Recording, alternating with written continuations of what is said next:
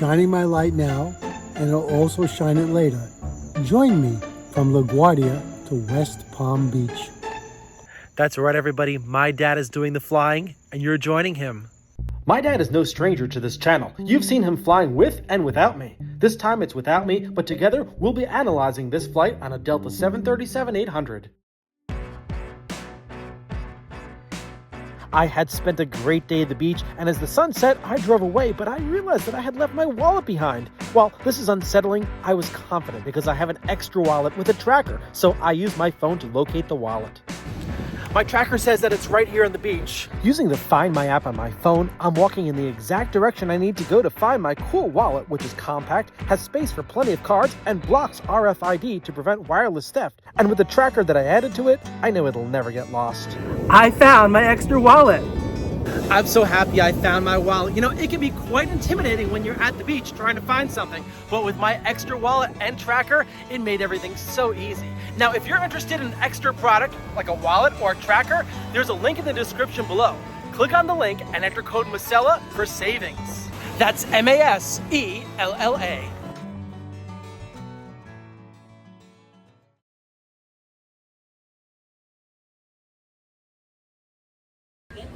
Well, here I am again at the new LaGuardia. It's Friday. We were supposed to leave yesterday, but canceled the flight because of the weather down in Florida. So we'll be leaving pretty soon on a Delta flight nonstop to West Palm Beach. And the weather's gotten much better down there, so here's to having a great flight. All right, everybody. Well, the flight has been completed and we're doing our analysis right now. I'm right here with my dad and we're going to be talking about the flight, starting off right here at gate 76, where the Delta 737-800 is approaching the gate. And in the distance, we can see an aircraft taking off on runway 13, which is the runway that he'll be taking off on. So, Dad, great to have you back here. Great to be with you again. Welcome back to the channel. Thank you very much, Peter. It's a pleasure to be with you again.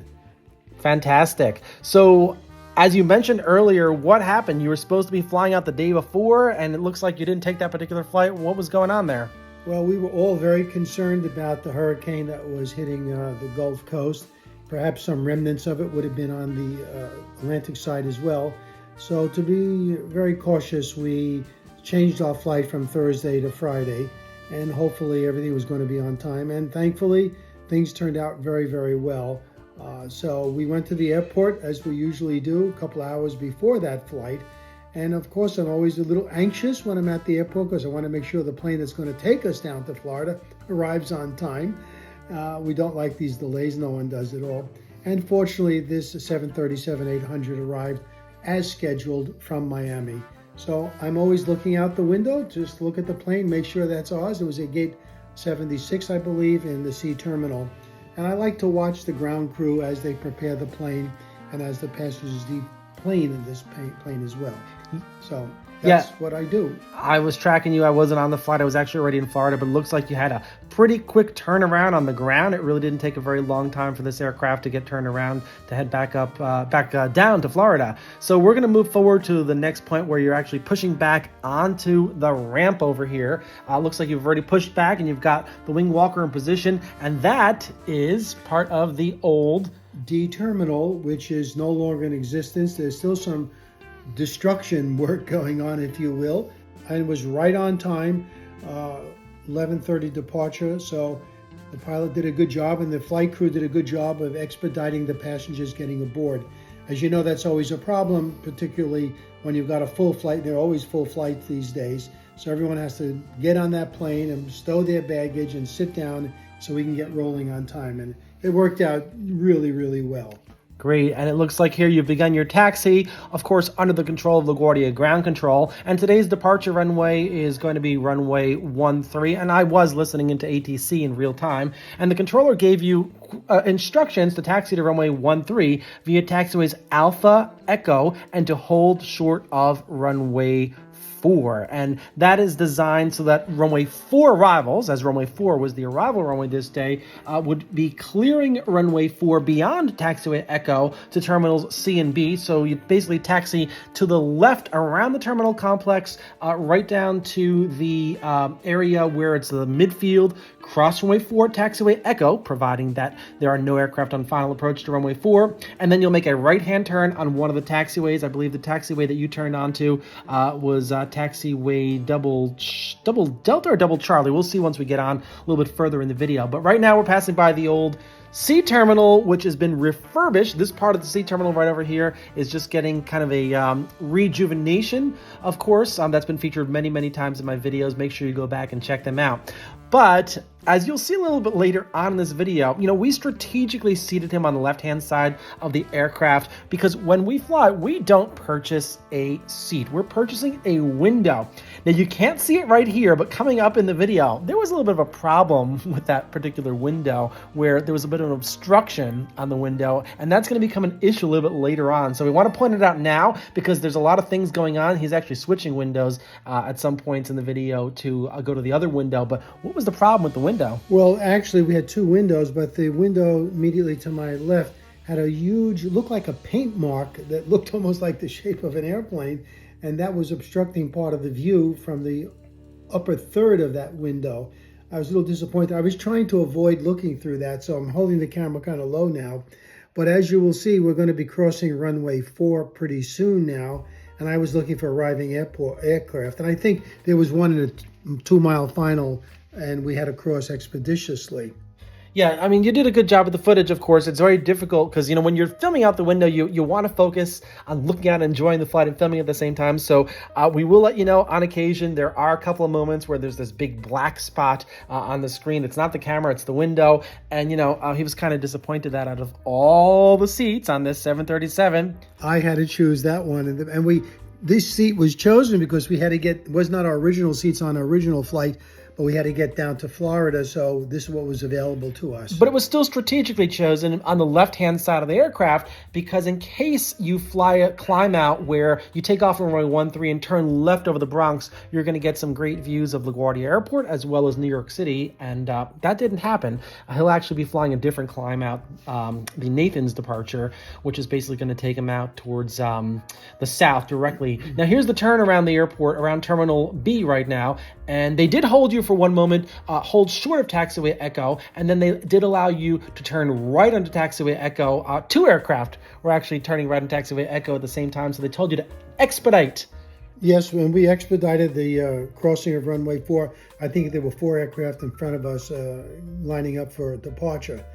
And as we crossed this runway, sitting on that left-hand side of the plane, one of the biggest surprises I have ever seen came into view rather shortly from here. This was something I never would have expected, never ever, but after we crossed that runway and we started to make a right-hand turn. Yeah, you're going to make a right-hand turn in one of the taxiways, either double Alpha, double Bravo, double Charlie, double Delta. We'll see in a moment here. I actually spied, just for a moment, 2 snipers with their guns and their tripods all set up. Looked like on a little airport structure at that point. And I said, I can't believe I'm looking at this now. I'm probably the only one in the damn plane besides the pilots who saw this. And I saw 2 snipers, one of which was facing towards the east and one was facing towards the west. And there goes my UFO. Yeah, we're actually going to pause this here, and what I'm going to do is I'm just going to put up a screenshot of the video. Yes. Because that's pretty significant to see that at the airport.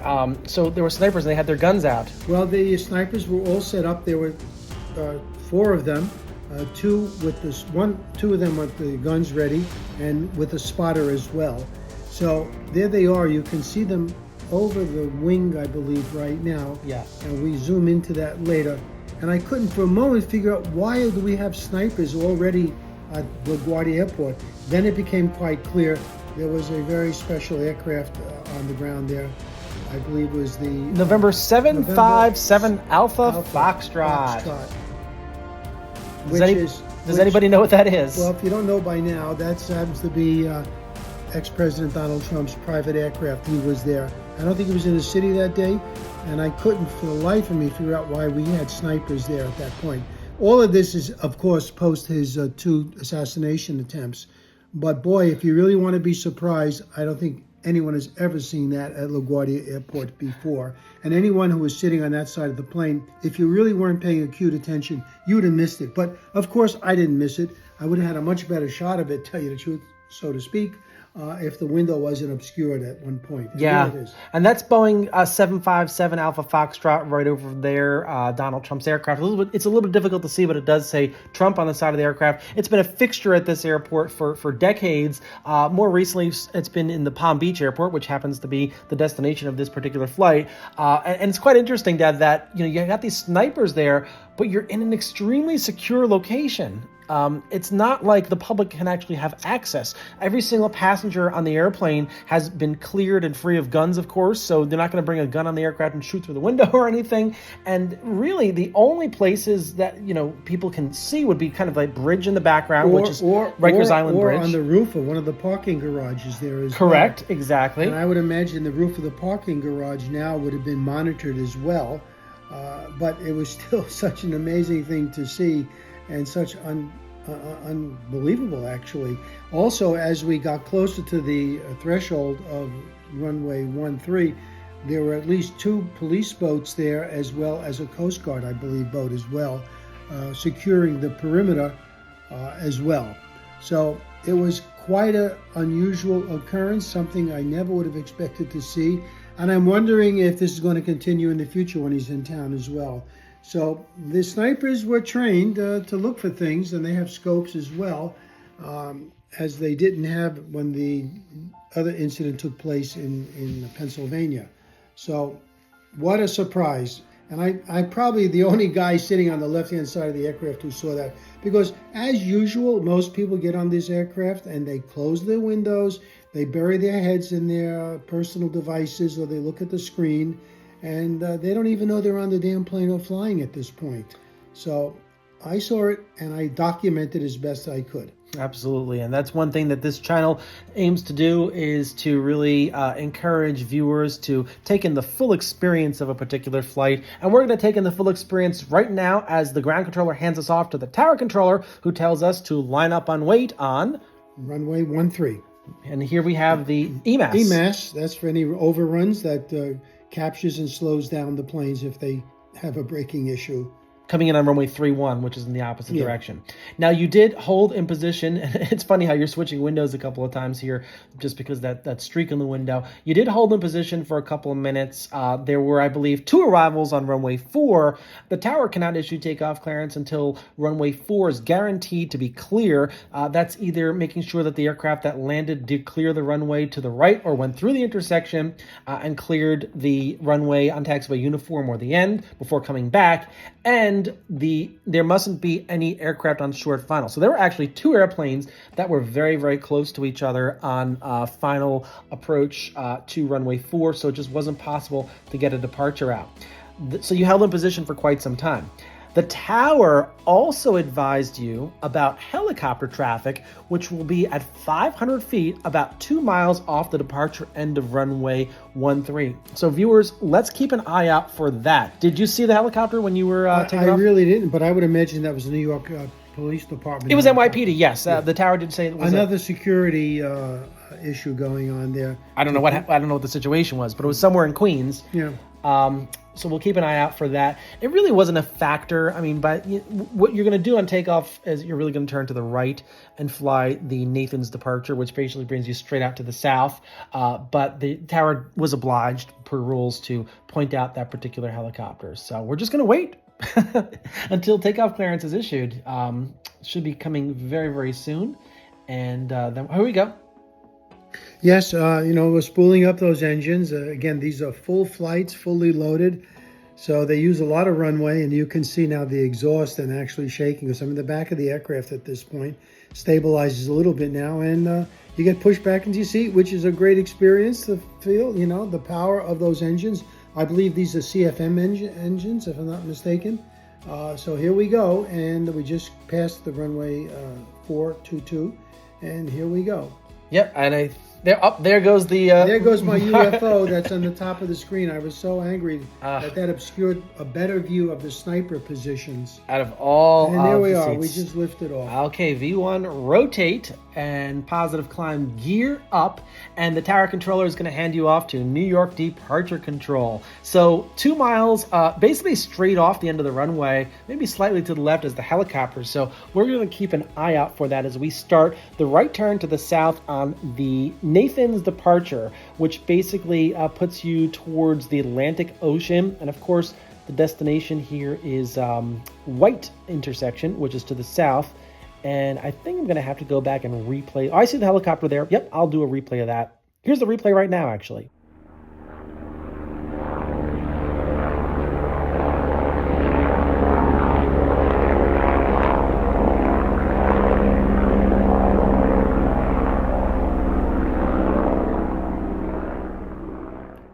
Okay, so now we're heading to the south towards between airspace for Kennedy Airport as well as LaGuardia Airport as we get clearance to climb. I think your initial clearance was to around 10,000 feet, and then they cleared you a little bit higher later on. But a little bit disappointing when you want that Manhattan view, of course. Well, absolutely, but I have to satisfy myself with looking at the Queens view and Long Island as well. Right. And it's still a fascinating view because Absolutely. It's densely populated. If you know the geography, you can point out a lot of interesting sites as well. We had a little bit of haze that day, and soon we're in the clouds.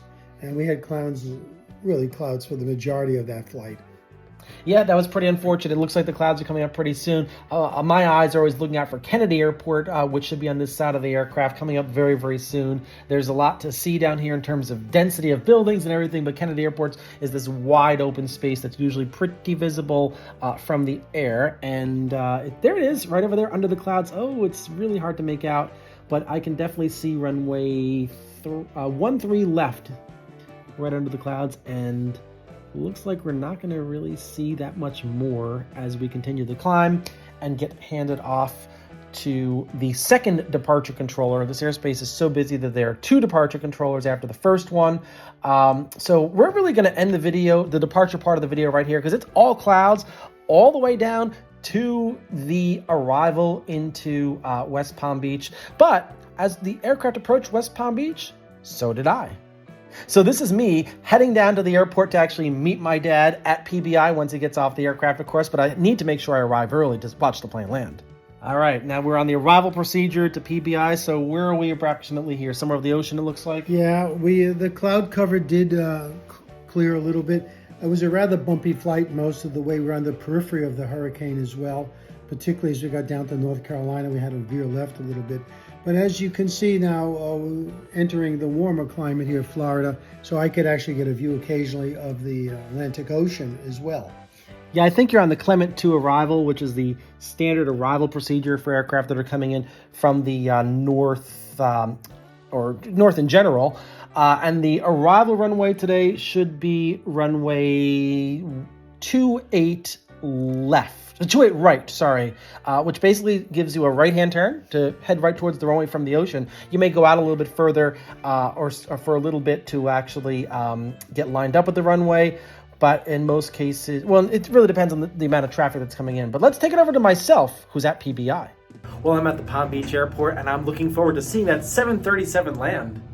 Well, this is a great place to be to watch an airplane land. I'm on the rooftop of a parking garage that's very close to the passenger terminal.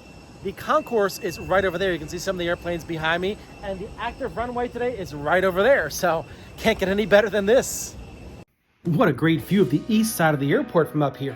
All of the planes you hear will be using the same runway that my dad's 737 will land on. This Delta A320 is taxiing under its own power and is headed to Detroit. Spirit, which is under tow, is pushing back and headed to Atlantic City. And soon, an Atlanta-bound A321 will push. Further east, a corporate jet lands on runway 28 right. Runway 28 left is its sister parallel runway, but it's very short. There's also a crossing runway here, but today all large aircraft operations will be on 28 right, the long runway. There's a very good mix between general aviation and commercial aviation at this airport. The Delta A320 bound for Detroit is now on the parallel taxiway, Charlie, but won't take off until the runway is clear of arrivals.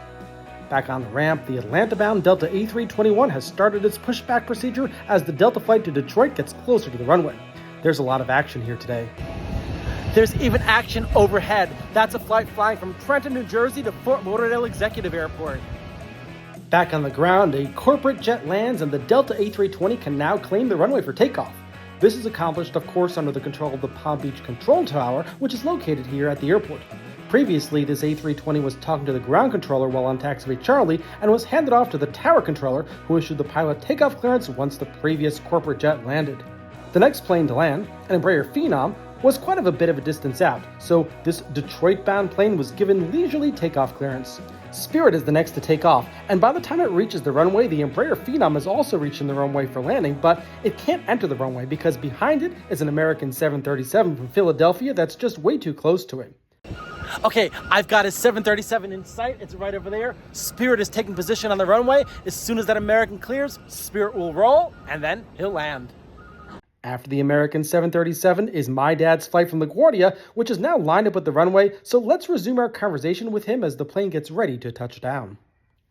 Okay, so you are now basically coming straight in towards the runway right now. We can just begin to see the shoreline of South Florida off the left-hand side of the aircraft. You'll basically be passing right over the barrier island. Absolutely. And the aircraft is configured for landing, as you can tell.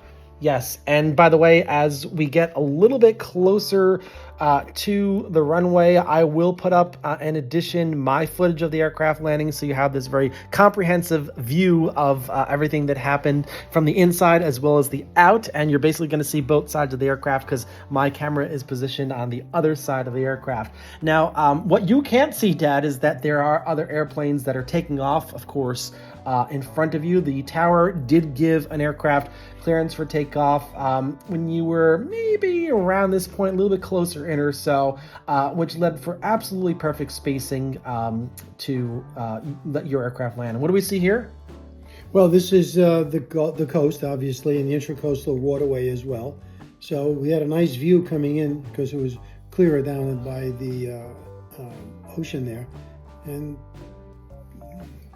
yeah, we're coming up on the mainland over here, basically. Got a couple of the buildings there, the tall buildings, and I believe this is US 1, which runs up and down the East Coast. One of these roads down there is heading straight into the runway. That aircraft that was taking off, of course, I'm always thinking about ahead on the runway, is very, very well clear of your runway right now, so there's no obstructions at all, and you are landing on the right side of two runways. There is a runway off to the left, but it's really, really tiny and used for general aviation aircraft. We got US 95. Interstate 95, exactly, right over there, and now we are on short final, pretty much guaranteed landing right here, coming up on airport property.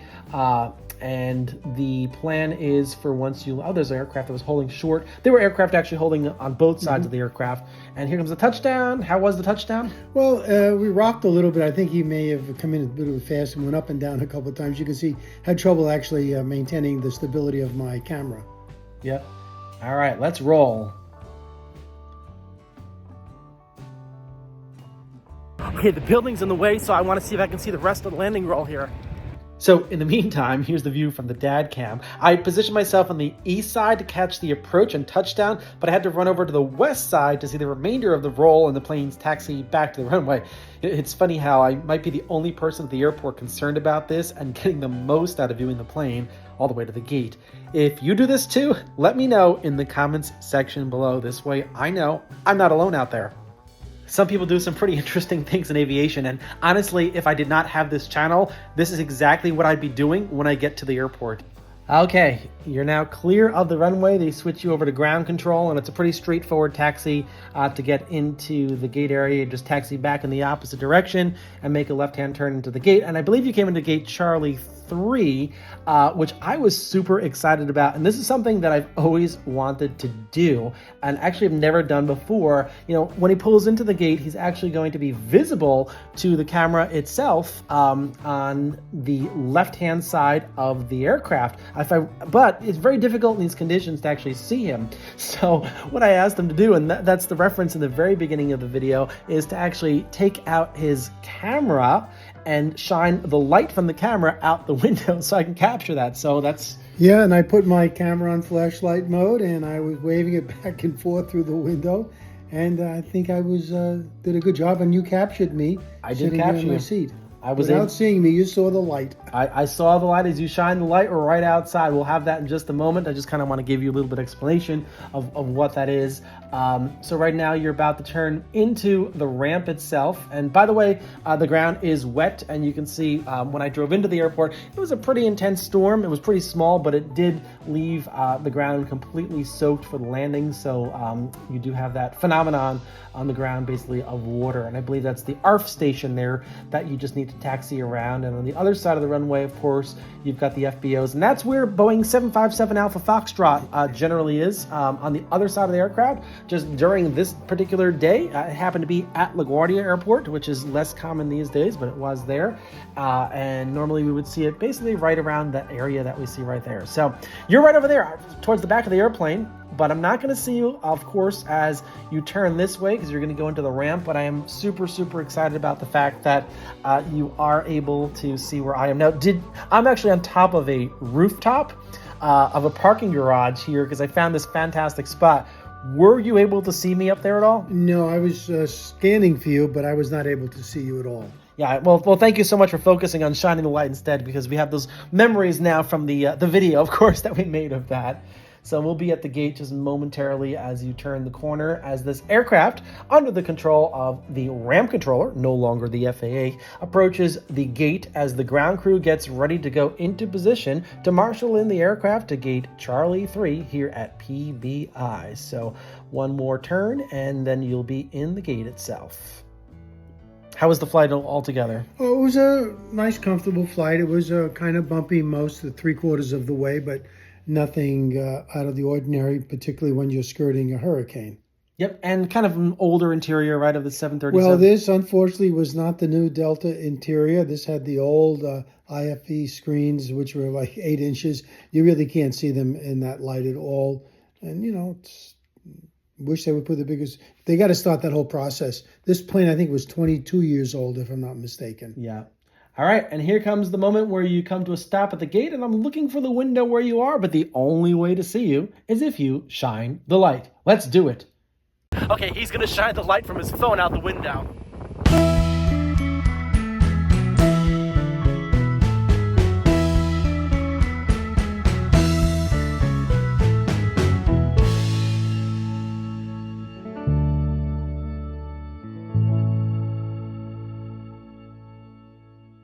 That was great. I'm going to head down into the terminal now.